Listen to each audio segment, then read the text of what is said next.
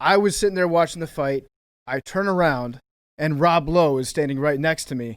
And I'm wearing the NFL logo hat that Rob Lowe was just on television wearing matters of weeks before. Can you walk me through the story of how you acquired that hat and why you decided to wear the NFL hat? Yeah, so I have a show on Fox called 911 Lone Star, and we were about to premiere. It's the spinoff to 911, and Fox has spent a ton of money on it, and it's their big hope, and so they want me to come to the game and sit there. We're going to be on after the game, and then they're going to cut to me, and it's basically an ad for the show. And I love sports. I'm a football fan, so I'm down to clown. So I get in the car to go to the stadium, and Fox has a gift bag of swag for the game, and I'm thinking I'm going to get a championship hat. Like, that's what you get, right? You get no, there's no team hat, there's no championship hat, nothing other than that NFL hat. Which, by the way, I thought this is the dopest hat I've ever seen, because I'd never really seen one other than on a ref. Yeah. And so I loved it. In fact, I was texting people the picture on the way in going, how cool is this hat? And then the next thing you know, in the second quarter, my phone starts exploding. Yes. Exploding. And I'm like, oh, they probably just cut to me. But I had no idea that it had become such a thing. It's so funny. So unexpected. You got roasted. You got roasted, but in a fun, there's every now and then the internet has these moments, because the internet is very cynical. It's pretty pessimistic. But every now and then there'll be a good old fashioned roasting that no one gets hurt and it's just a good time. And it also kind of plays in to your character in Parks and Rec, where you're positive and it's I'm rooting for everyone to have a good time here. And it was so fucking perfect. And guess what?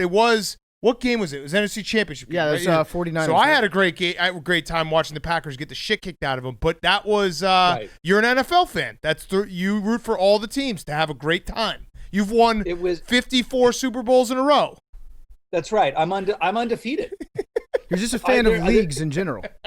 There hasn't been a Super Bowl that my team hasn't won yet. It's amazing. I like somebody said that my favorite player was Roger Goodell. I mean, they were really funny. I love roasting myself. It's like when I did my Comedy Central roast with Peyton Manning and those guys, I love a good joke at my own expense. And there were some really, really, really funny ones coming off of that. We got more attention than we ever dreamed. Yes. Yes. So now, flash to current day, you're with us right now, and you are wearing a Houston, is that an Asterisks hat or an Astros hat? It's a Houston Asterisks. Okay, good. Okay. Hat that I made 7,000 of them. Along with my son Matthew Lowe, we're both huge Dodgers. Oh, you guys have the same last name? Matthew Lowe. You never know. Some people, they get married, they don't have this name. Who knows? I can't keep up with how the last name brigade is currently. Yes. So Matthew and I made these for our friends, and it became such a thing. People wanted to buy them, and he's selling them. So Matthew Lowe's Instagram account, you can get one, but they're hilarious. And they're subtle. I get stopped on the street. People go, "Yay, Astros!" I go, "Look a little closer." Yep. Yeah. Yep. And then on the back it says Houston Asterisks, established 2017. I love it. So I also love that you get the double take from somebody who thinks that they're your best friend, and then you're like, "No, I hate your team," and then they have to kind of just deal with that face to face. Do you think that we should retroactively award the Los Angeles Dodgers a World Series? No, I don't. I don't think we should do that. I literally think, hence the asterisk. It's and I love Barry Bonds. I don't want to drag him right now because he's a really good dude. Especially everybody says he's always been great to me. But that there's sort of an perceived asterisk around some of that stuff. McGuire. Oh, what'd he do? Andro. It was the Andro in the locker. Yeah. Right. It's the juicing era. It's you're not going to take away the guy's, thing, but you kind of go, oh yeah, it just has that kind of patina to it, which I think people already know that the Dodgers got boned. 100% boned. Yeah. Boned. The juicing era, though, the juicing era is probably the most hypocritical that like sports media has ever been in the entire world. In the fact that they all made so much money covering McGwire and Sosa and Barry Bonds' quest, and they all knew, and they all knew, and baseball had this big boom when they needed it after the strike, and then when it became, the congressional hearings and everything, and everyone said, "Oh my God, I can't believe it! What are they gonna tell kids?" Fuck that. Listen, you probably shouldn't have steroids be legal, but if you can't look back at the juicing era and be like, every single player was probably juicing, so I don't care, all those numbers. Barry Bonds is the best baseball player of all time. I have no problem saying that. Mm-hmm. I don't care if you want to throw in steroids, whatever you want to say, that you can't erase that. You can't take that away, that he was, if you watched him in his prime, he was the best baseball player of all time.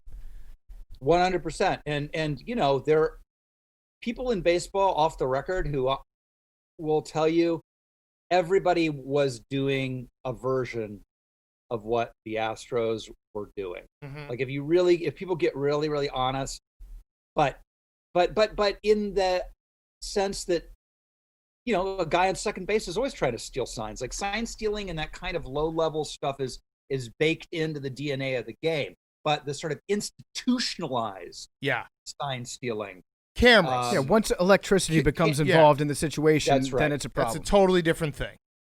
Yes, and I love the notion of it's electricity, high tech algorithms, and then a trash can. Right. Yeah. Right. It ends. Yeah. That's the ending of the pattern. Is just like take this bat and then smash a trash can lid for it, and then I'll use my ears to figure it out. It's so perfect. It's the best way to get the message across. Just start banging on a bunch of loud pipes whenever a curveball's coming. Well, speaking of curveballs, like Clayton Kershaw, he's the one who really got roasted. Yeah. I mean, that guy, you go and look at those Astro home games, and he got lit up like it was batting practice, and turns out it was. Yeah, and Yu Darvish as well. He got, that it was pretty unfair if you're one of those guys specifically. I always thought it was weird how on time Jose Altuve always was. Like when he's catching up to a fastball, it was just weird to me. And Bregman too for the last 3 years. Those two guys. For sure. So I waved the Dodger flag over the dugout for a couple of games. It was really fun, and I just like doing shit like that. And so I was over the Astros dugout, the Dodger flag. I think it was game 2, and I decided to turn the flag upside down and wave it sort of into the Astros dugout. Mm-hmm. I was being a little bit of a bitch, on purpose. And the next thing I know, a water bottle comes at my head.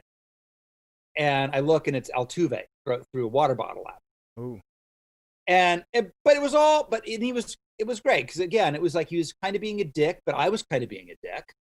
And it was all good. It was all in good fun and competitive. But, do we think he was wearing a wire device? I don't know. What did you guys take? I think so, just because it's so fun to imagine that he was. Yeah. That like he's running down the third baseline, he's telling people don't rip my shirt off because he's just strapped up like he's Donnie Brasco, like from his nipple to his belly button, just like microphones everywhere. I want to believe that it's true, but I'd say it would take a pretty big set of balls to actually wear a wire. It'd be incredible. Game. It would really be incredible. Well, wait a minute. Why would it take a big set of balls? Okay, if you're already doing what they're doing, and you're worried about crowd, just walk it through logic.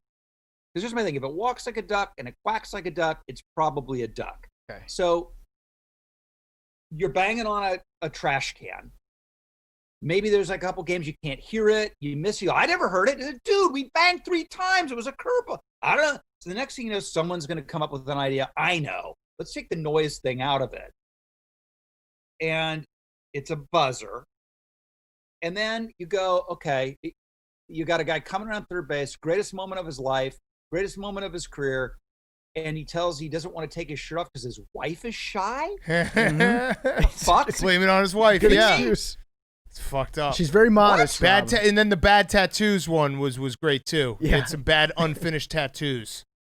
Yeah, I remember watching it. I remember like it was yesterday. And going... and this is before there was even a whiff of a cheating scam. And I thought something was really bizarre about his behavior after that walk-off. Mm-hmm. He just hit the biggest home run, arguably, in baseball history. One of them. Yeah. And I thought he was acting really shady. Yes. Yeah, I mean, yes. it is the logical next step if you are saying, like, okay, what's a better way to signal to somebody? Then, yeah, something wireless. I actually also think that at some point when you're going up to bat, if you're a Houston Astro and you know that you've got the system worked out, you're thinking a lot more about, like, wait, is this trash can sound going to come? Than you are actually about the game situation. Like, your right. mind is just, like, it's focused on that. So I wouldn't be surprised if they tried to get a little bit more fancy with it, but man, I just wish that we had some sort of camera angle that you could see an actual wire across Altuve's chest. That would be so great. Would have been fantastic.